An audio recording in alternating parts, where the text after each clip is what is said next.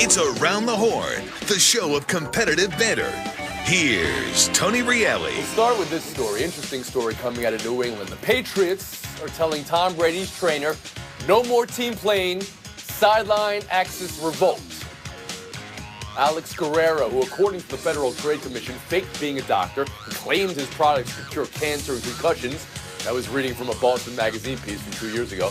And who Brady credits with his impeccable health, water sunscreen, recovery pajamas, persona non grata with Bill Belichick. Pablo, we'll start with you. Reason to wonder if all is good between Brady and Belichick right now? I don't know how you cannot wonder that, because if we've learned anything about Tom Brady, who otherwise has been fairly and intentionally private about his life and his inner circle, it's that Alex Guerrero sits at the center of it. He's not just his closest friend, it seems, but he's also his business partner. And as Bill Belichick, I think, appropriately recognized, if a guy claims falsely that he is a doctor of Oriental medicine, if a guy claims that he can cure cancer, he's probably something along the lines of a quack. Now, I will say that in terms of how the team doctor setup works in the NFL and in sports generally, there's some interesting stuff here, right? Because a team doctor is not meant to serve the player. This is the fundamental dynamic in sports. A team doctor is not there to get you well, they're there to get you well enough to play. And so if Tom Brady feels that this is my guy and I deserve to have him, I am sympathetic. It's just that this response from an employer is so standard for everybody that's not Tom Brady across professional sports. Clinton Yates? Yeah, I mean, the key word here is revoked, which means there is definitively a problem in terms of agreement between the two. Look, if they could come to some level of understanding about this, then we would have never had to hear about this to begin with. But the point is, obviously, that Brady said, I want him here, and Belichick said, no, he won't be here. Beyond that, though, is this notion that he has basically usurped the entire team. If you've got other players going to this dude for treatment in their facility outside the situation, what's happening with Brady might not even be the most important relationship. It's the fact that he has gathered a group to find a way to splinter off from what's going on in the team facility, and that's a huge problem for the New England Patriots. Mm-hmm. Woody Page? Well, first of all, why the timing? You have the best team in the National Football League. You just beat the Steelers, and they're coming on to Brady's godfather of his kid. I don't know why in the world Belichick would take that action right now. Is it a distraction? I think it's a zero distraction. I mean, they're still going to play football, whether he's on the sideline or not, whether he has an office in the stadium. What difference does that make? And if Brady believes in him, and a majority of the players are now going to see him, if they believe that what he's doing is positive, then I'm all for them. I mean, some people go to chiropractors. Others don't think chiropractors do any good. They apparently, and Brady has written about it in his books, believe that it really has helped in the past. They have a great relationship. I don't really think much of his holistic medicine and the fact he's been investigated several times. Can't call himself a doctor, but once again, if the players think he's okay, but I don't think it's going to have any effect on the season whatsoever. I think the first time we heard about him may have been that Boston Magazine piece I was referring to in my intro read here. And the headline of that piece was Snake Oil Salesman Tim Kalishaw. Reading that and knowing what we know today, that he's been revoked, banned from the team at least. Right. What's your view of it? Well, I mean, I don't think Belichick would be doing this at this time, right here, getting ready for a playoff run, if you didn't think it was pretty important. And I think Clinton kind of hit on it. If it was just Brady, if Brady had a guy and Belichick thought he was a little off, a little bit of a quack, he could deal with it because it's Tom Brady. But he's got Gronk, he's got other players going to him, and I'm sure Belichick has trainers and/or strength coaches coming to him saying, we've got all these guys going to this other guy who doesn't really know what he's doing. His stuff may work with Tom. We don't need him working with the team. And Belichick has finally had to draw the line. Woody says zero distraction. Was reading in one of the Boston papers that Belichick notoriously dislikes distraction. Who likes distraction? Clinton Yates, is this any distraction for a team that's I think it's a huge distraction. I'm actually going to give a lot of credit to Bill Belichick here. Look, I can live with, as an NFL fan, this whole sort of, I got to sell all this stuff and it's kind of a bit of a side business deal. But if I'm the football team, from a chain of command standpoint, it's pretty impressive that Bill's managed to keep this situation under wraps as long as he has and still be successful. Pablo, same question. I will admit that we kind of have the power to will distraction into reality. by saying it's a distraction. I cop to that, but I do think that this is a strange and unique scenario that I think speaks to a conflict of interest that exists not only in Tom Brady, but everybody else who joined the cult of personality around Alex Guerrero. And Kalishaw, same question to you. I think some of us who cover this stuff and go to Super Bowls and are maybe privately hoping for a different story are hoping this is a distraction. I doubt that this is really much of a distraction for this Are you team. saying you're tired of the Patriots? Is that I'm what we're not hearing saying from that. Kalishaw? I'm saying there are some of us internally. I don't think you really need to who may worry feel about that it way. if you're covering the Cowboys, the Super Bowl. So I think we'll move on. Really doesn't have anything to do with the Cowboys. That's exactly right. Good. I'm glad you make that assessment. We'll move on. Let's talk the game of the NBA season last night. Bucks 119, Cavs 116. The finish was just incredible. LeBron steal, and then Giannis' steal of the steal. Allegorically and metaphorically, everything you need to know about where the NBA is going here. Giannis taking away what LeBron first took. The LeBron throw off the back can't be lost in all this. There's 3,000 games in an NBA season with winners and losers. There's only one of those. But for our first talking point here, we turn to Newsweek for our sports. LeBron has a successor in Giannis as the NBA's best player. Tim, you're reading that much into last night? Yeah, and I'm reading Newsweek, and I'm thinking I'm looking at Sports Illustrated 3 years ago when they said Houston Astros 2017 champions. I think in 3 years, 4 years, Giannis may be the successor to LeBron. I don't think LeBron really needs a successor right now. You got to remember the Cavaliers still don't even have their point guard playing with them, and they've done all this, gone on these winning streaks and done what they've done.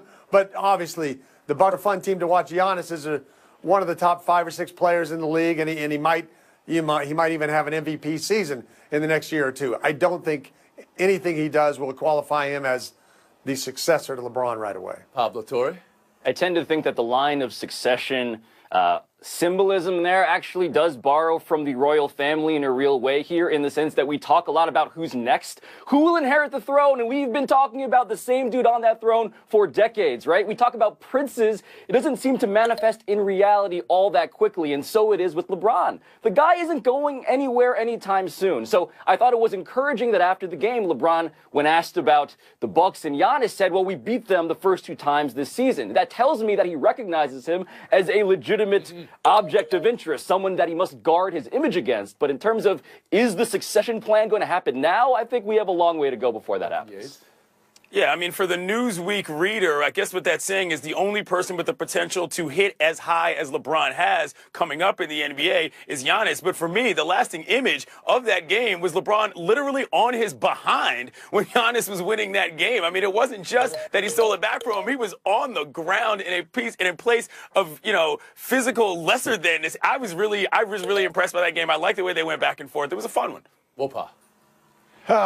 Pablo, the only throne you're ever going to sit in is in your bathroom, so you don't have to worry about ever being the king here. But I would say this about Antetokounmpo, that he has a great chance to be the king if he plays against LeBron all the time. Look at his numbers when they played the Cavaliers this year. He averages over 33 points, over 10 rebounds, and over 6 assists. So if he could play them every night, he would be the next in line right away. But the thing about it is, he is the Milwaukee Bucks, and they play extremely well against LeBron. I think he gets up for the king of NBA all the time, and I think he has a chance. As Tim said, in 2 or 3 years, as LeBron gets older, he has a grand opportunity to be the star of the league and the face, but not now. Pronounce all his stats, Woody Page. You can't pronounce his name. Just stick with Giannis. It's fine. Giannis. Great. Watch the throne, y'all. Cavs have the Warriors on Christmas Day. We're hearing now no Steph Curry for that one. Another game on Christmas, Joel Embiid versus the Knicks. Embiid's in doubt. He's missed the last 2, could miss the next 2. Stiff back after playing the 49 minutes in the triple overtime game last week versus OKC. Clinton, what color flag is that for you right now? Little more than a red flag, not quite a white flag, perhaps a black flag. But for me, overall, what's going on here with the Sixers is that they've got to find a way to manage this game to game without falling in love with the rest of the same guy that the rest of us are falling in love with, which is Joel Embiid and everything he's doing surrounding making them more popular. I thought going into this season, that they were going to be looking for a way to manage his minutes. But if he's playing triple overtime games and then he's got to sit out 4 more, they've got a larger problem than just whether or not they're going to make the playoffs this year. here. That should not be the goal. They've got to maximize their talent out of their franchise player, and they don't seem to care about doing that on a game-to-game basis. So on the scale of minor misstep to huge misstep, playing 49 minutes in the triple overtime, what would you say, Clint? I would say it's major. Mm-hmm. You know, that Black Flag reference, you could have thrown it at Loose DC. Nut is my favorite Black Punk Flag rock album. music. See, there we go. Okay, Something I was what waiting people for call it. me. DC man, give me a DC reference. Woody Page, how about you? Embiid. How's that for a name?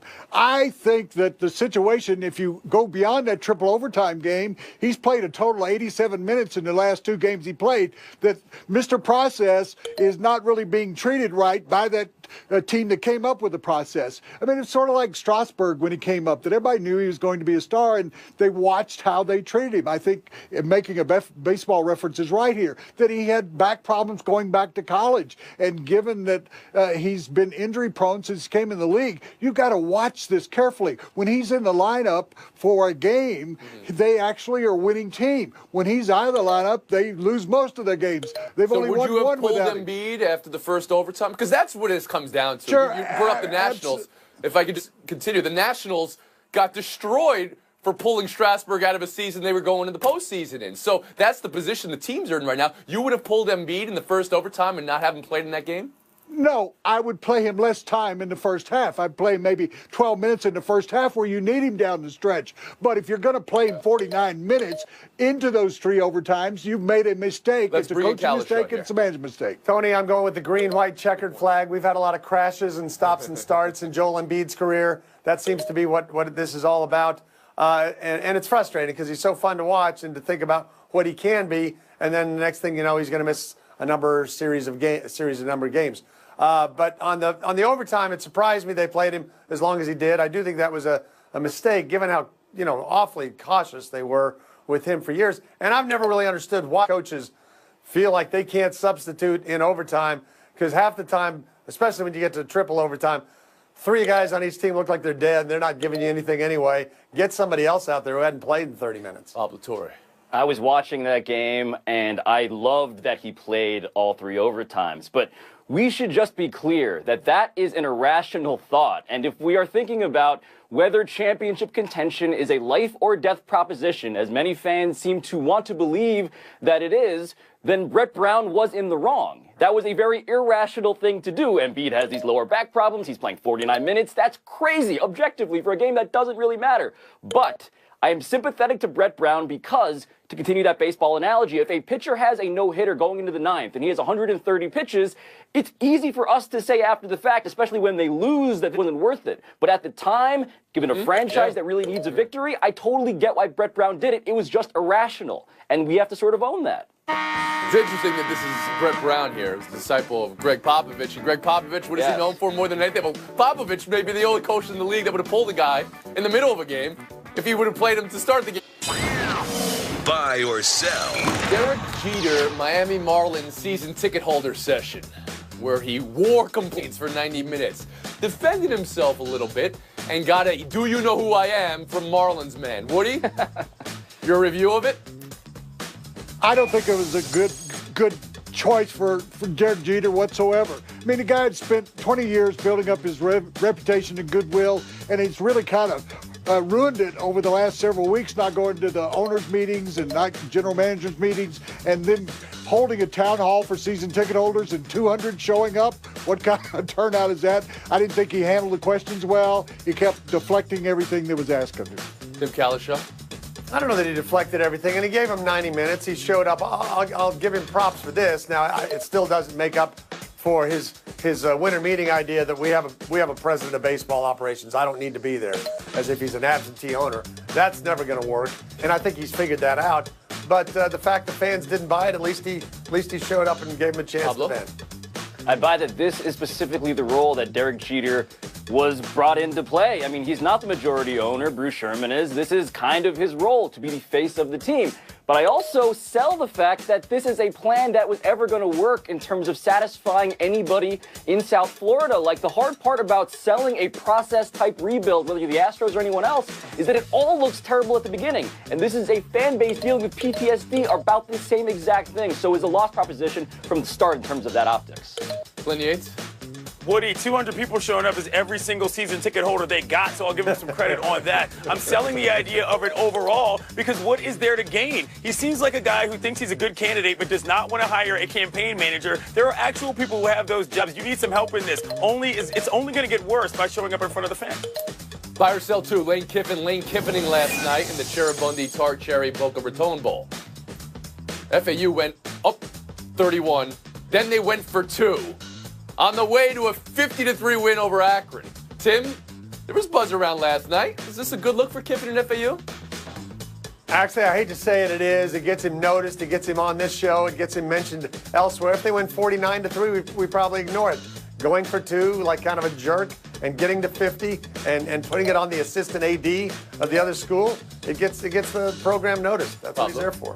I've watched a lot of Lane Kiffin in the last several weeks, and it's clear that Lane Kiffin has watched a lot of us. He knows how to play the game of attracting attention, and I do not blame him because the side effect of his attention-seekingness is the fact that he is softening the hardened image of being a crusty football coach. He's actually interesting, and these feuds, however petty, are kind of wonderful. See why? Not only am I buying this is the only kind of Lane Kiffin I like. It's a bowl game. Roll it up. Nobody knows who FAU is. Nobody cares about the Owls. But when you do stuff like this and you're dancing after the game, woo, Lane Train, here for it. Woodrow. 3 points. He's earned a 10-year getting great recruits down there. And as the president of the school said, the applications to attend that school are out of state are up 35%. I mean, he's accomplishing exactly what he set out to do. What was the odds you put of him making it through the 10 years with FAU? What did you say? Over under 1. I take under. 1 minute, I think is what you said. Yeah. Buy or sell 3. 22 assists for Trae Young of Oklahoma last night. This tied the NCAA record. However, he had 21 when triple zeros hit. He got number 22 on the handshake line, at least that's what the announcers noted. And this is the play that was in question with 19 minutes left in the second half. This gave him an extra assist, at least as it was counted after the game. Some have questioned this, called it a phantom assist. Pablo, what to buy, what to sell?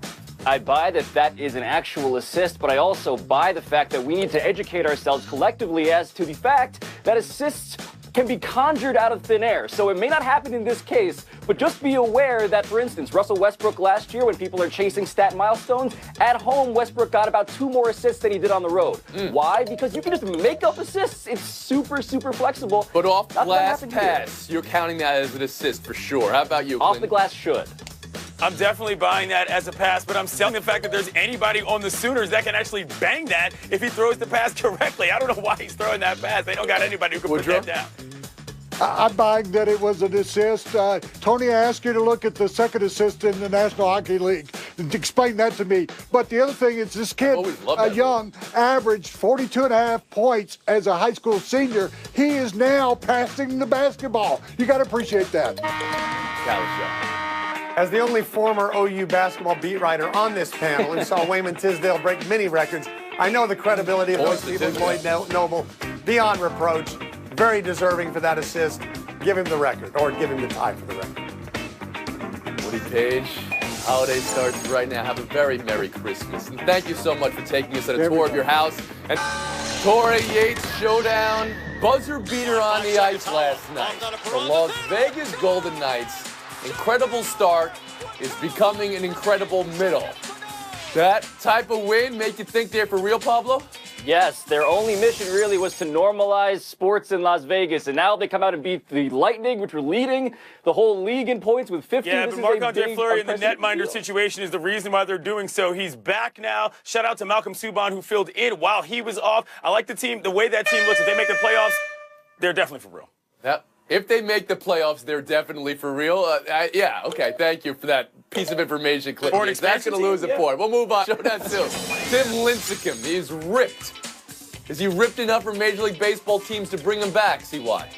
Absolutely. Look, I trust everything Driveline does. For those of you who are not into the crazy science of hitting metrics, which I am, I've been following these guys for years. If he's on their team, I am into the crazy science of who is part Filipino. And Tim Lincecum is half Filipino, and far be it from me to stop his crusade to get back to his deserved place atop baseball. God bless them. Have an authority on the matter like that. We'll give the point game to Pablo Torre. Guys, I have a plan to save football. We talk a lot about concussions, of course, and one of the problems is we celebrate good things in football by causing concussions, by celebrating, by slapping people on the helmets on the head. So my solution is just slap their butts. Team Butt Slap. It is the one place in America where we can do this with virtue and reason. Save your head by slapping a butt on the field. Trust me, that works out better than it sounds. It'll save some brains. Offered without comment from this host. That's going to do it, folks. Science. 23 and a half Science. hours. R.I.P. Our Combat last Jack. show of the Butt year slap. is tomorrow. Happy Hour